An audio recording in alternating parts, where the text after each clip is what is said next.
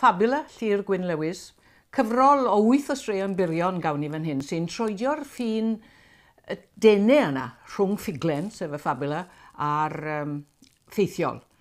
Ond mae'r Fabula hefyd yn cyfeirio at y Gwyfyn a Gwladwr Bwawog yw'r enw Cymraeg ar y Gwyfyn hwn ac mae'n ffurfio rhyw fath o fotif rhwng y gyfrol gyfan. Mae'n ymestyn allan i'r byd mewn gwirionedd.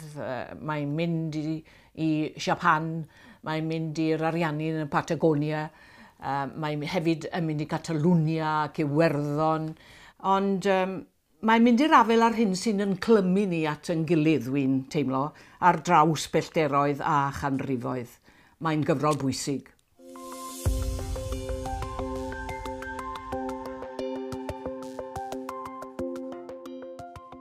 Allan ar stryd y castell ac i lawr rheol y Santes Fair, roedd y torfeidd yn croni.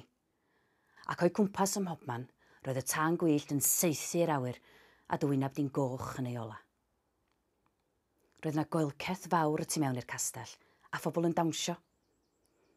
Dyma ni'n trio mwthio'n ffordd oddi yno ac i lawr rheol y Santes Fair, ond yn dod i stop yn fuan, fel tasa ni win yng ngwddw'r botel a'r dyrfan cau o'n cwmpas. Yn y wasgfa, dyma fi'n estyn am dy law di, ac yn dal yn ddyn dyn. Ond nes i ddim meiddio troi i edrych arna ti.